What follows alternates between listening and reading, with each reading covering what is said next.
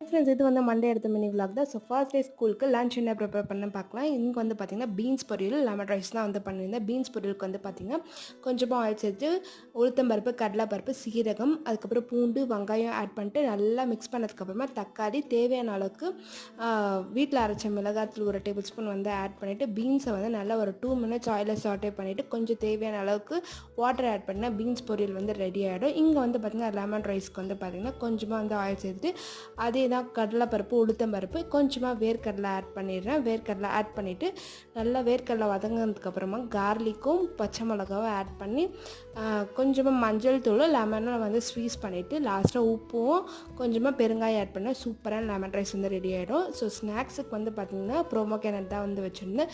So இன்றைக்கி வந்து lunch box recipe இது தான். இந்த மாதிரி நிறைய வீடியோஸ்க்கு மறக்காம நம்ம சேனல் வந்து ஃபாலோ பண்ணுங்கள். So see you in the next video. Tata, bye bye.